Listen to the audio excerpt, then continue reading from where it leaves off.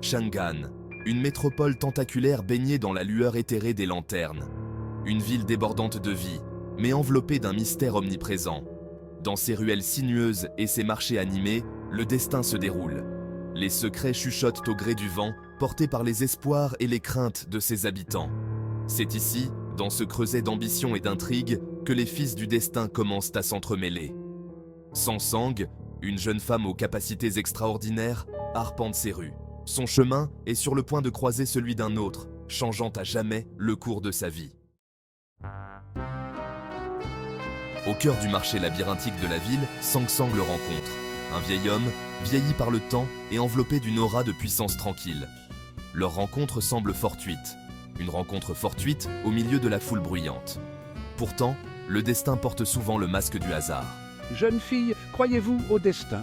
Le destin? Je crois que nous traçons nos propres chemins. Le vieil homme, les yeux pétillants d'une sagesse ancienne, engage la conversation avec Sangsang. Leurs paroles dansent autour des mystères du monde. Ah, mais parfois, les chemins que nous choisissons sont guidés par des forces invisibles. Il parle du destin, des forces invisibles qui façonnent nos vies. Sangsang, d'abord sceptique, se trouve attiré par les déclarations énigmatiques du vieil homme. Vous parlez comme si tout était déjà écrit. Peut-être pas écrit, mais certainement influencé. Le vieil homme parle du hasard heureux. Il croit que ce n'est pas simplement un événement aléatoire. Au lieu de cela, c'est une force qui guide ceux qui sont dignes de son contact vers les chemins qui leur sont destinés. Alors, vous pensez que tout arrive pour une raison? Pas tout, mais beaucoup de choses sont poussées par la main du destin. Sangsang, pragmatique dans l'âme, conteste ces affirmations.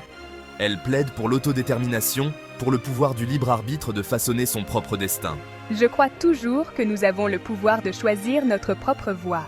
Le vieil homme écoute patiemment, son regard inébranlable. Il voit en Sangsang non seulement une sceptique, mais une âme au potentiel immense, une âme digne d'hériter du manteau qu'il porte. Vous avez un esprit fort, Sangsang. Vous êtes peut-être destiné à quelque chose de plus grand que vous ne le pensez. La conversation prend une tournure inattendue. Le vieil homme révèle son véritable but. Il est le gardien d'un héritage secret. Une compétence divine transmise de génération en génération. Cette compétence n'est pas simplement une technique, mais une distillation de la sagesse et du pouvoir ancien. Elle confère à son détenteur des capacités inimaginables, mais le charge également d'une lourde responsabilité. Le vieil homme croit que Sangsang possède les qualités nécessaires pour hériter de ce pouvoir. Votre scepticisme, votre intelligence vive, votre détermination inébranlable. Ce ne sont pas des défauts, mais les marques d'une véritable successeur. Les yeux du vieil homme brillent d'une lumière intérieure alors qu'il révèle l'existence de la compétence divine. L'expression de Sangsang est un mélange d'admiration et d'appréhension. Sangsang est bouleversée. Le poids de la révélation du vieil homme s'abat sur elle. Elle a toujours cru en sa propre force, en sa capacité à se frayer son propre chemin. Maintenant, je suis confrontée à la possibilité que mon destin ait déjà été écrit, que je ne suis qu'un réceptacle pour un pouvoir bien plus grand que moi. Pourtant, au milieu de l'incertitude, une étincelle d'excitation s'allume en elle. L'attrait de l'inconnu, le défi de maîtriser un pouvoir qui dépasse l'entendement humain. Cela l'appelle, réveillant un potentiel dormant au plus profond de son âme. Je dois me tenir droite et faire face à ce nouveau chemin, aussi intimidant soit-il. Le marché animé s'estompe autour d'elle, alors qu'elle contemple les paroles du vieil homme et le chemin qui s'ouvre devant elle. Le vieil homme observe la lutte interne de Sangsang avec une satisfaction tranquille. Il voit le conflit en elle, l'attraction entre son désir d'autodétermination et le poids du destin.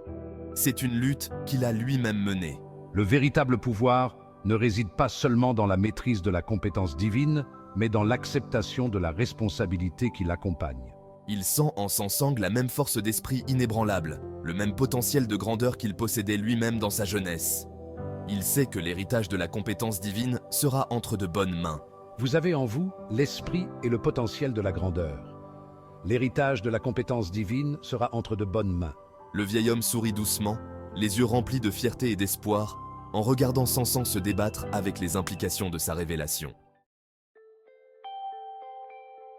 Alors que la nuit s'intensifie, leur conversation touche à sa fin. Sansan, encore sous le choc des révélations, repart avec plus de questions que de réponses. Pourtant, une chose est certaine. Sa rencontre avec le vieil homme l'a mise sur une nouvelle voie. Les graines du destin ont été semées. Le chemin à parcourir est semé de dangers et d'incertitudes.